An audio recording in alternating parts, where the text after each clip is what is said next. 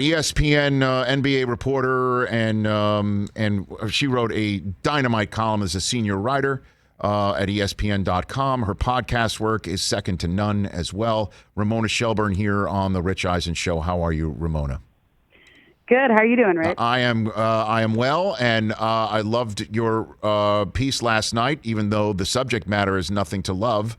But the deep dive 1 year ago is when Rudy Gobert tested positive for the coronavirus, and a bunch of Oklahoma City Thunder fans sitting there in the building being told to go home were kind of looking at each other, and so did the rest of the country after all of that. What did you glean from your reporting about what went down 1 year ago tonight?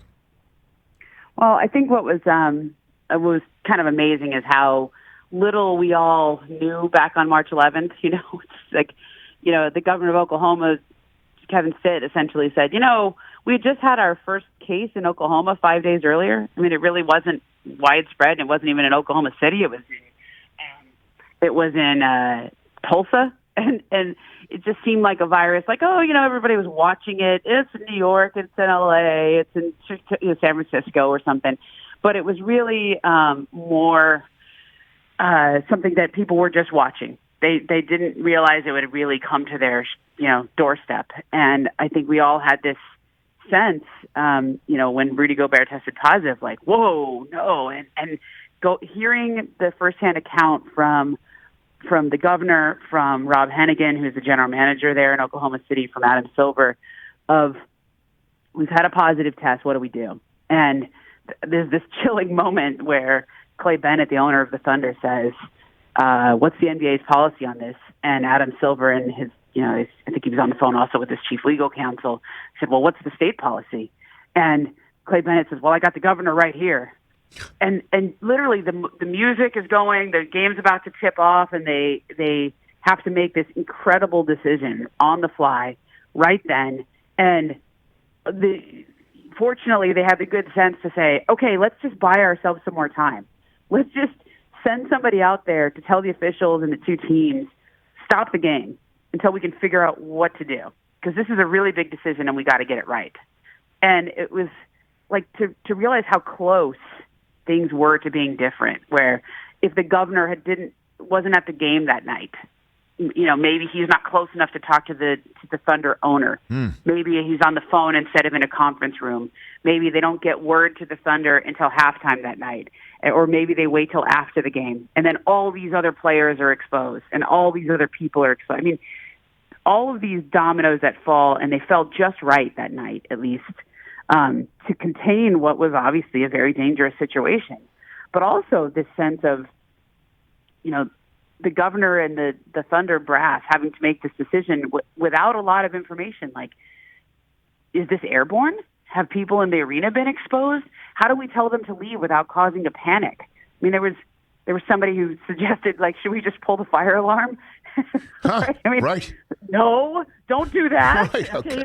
It was really a surreal moment of policy making on the fly that had to be done, where Adam Silver's sitting in his car.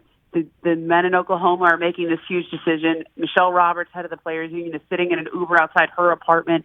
And major policy affecting thousands of lives in the NBA that night were made over in a dizzying series of phone calls in about 20 or 30 minutes. So the most powerful man in the NBA is like Bluetooth to his car, having this conversation? Is basically what we're sitting in the car outside his apartment.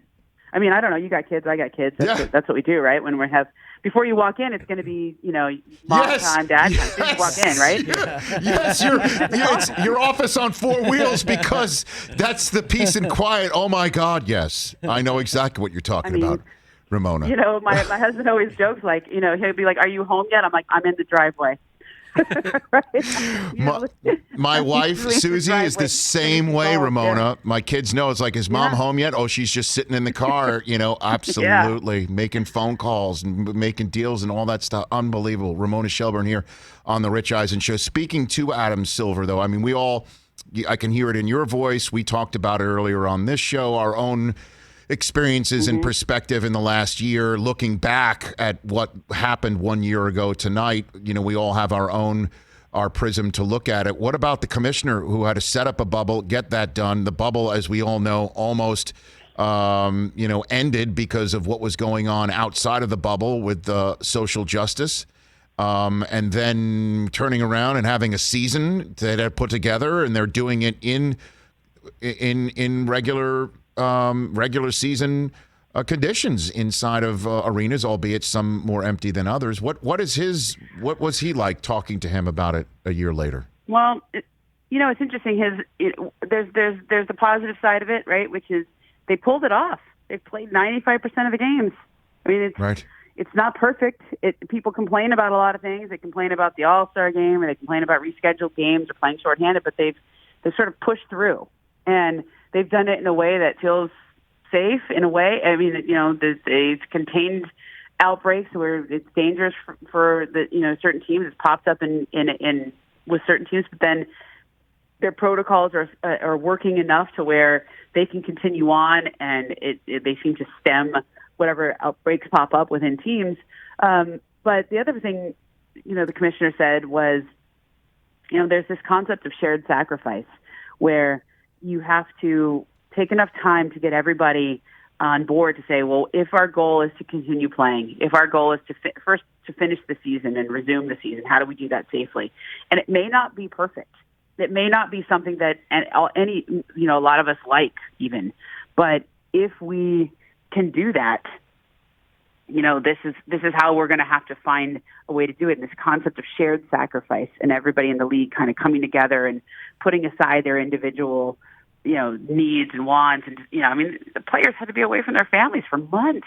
Right. And even now on the road, they're really just in hotel rooms. They can't leave. I mean, I can't tell you how many conversations I have now with league employees or somebody who's part of the day-to-day traveling party who gets tested every, 4 times a day, et cetera.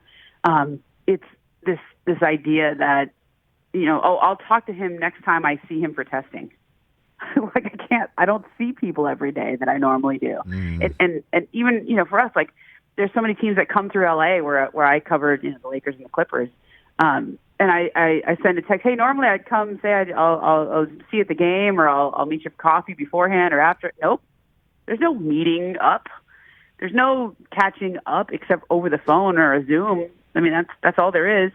And I think it's this concept that if you want to keep going, if you want to, push forward and live your life somehow, you have to have this concept of shared sacrifice. And I think it's not over.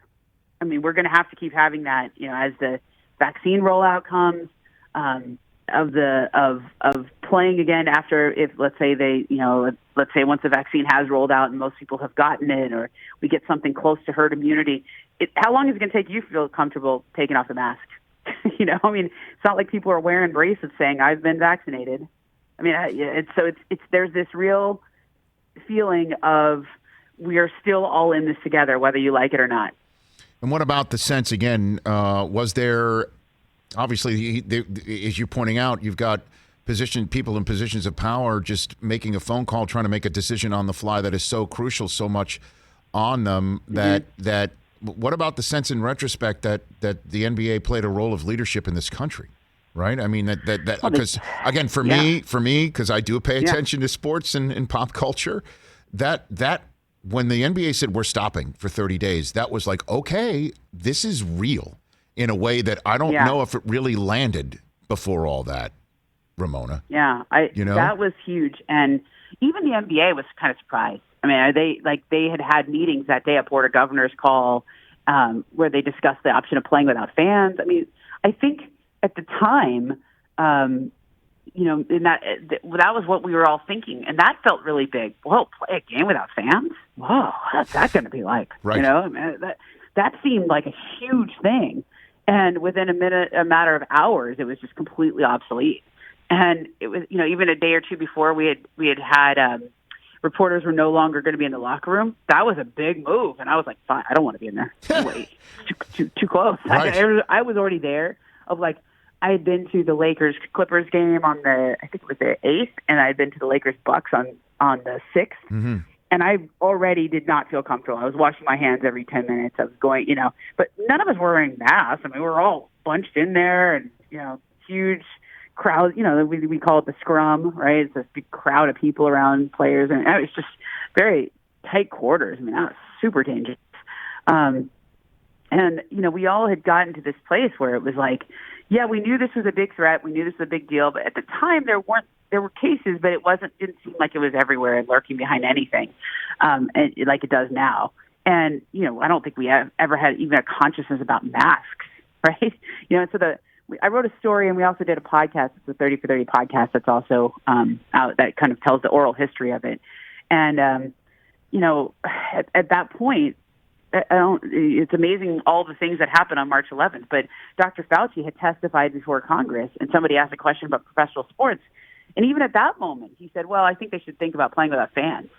And one of my colleagues, Jeff Silgett and Mark Medina, they have a story in USA Today today, which talks about, the deputy commissioner, Mark Tatum, heard that statement, and that landed with him really deeply. Like, whoa, okay, we should play without fans.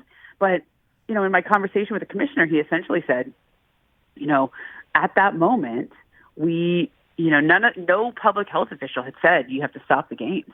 Like, we weren't even to that place.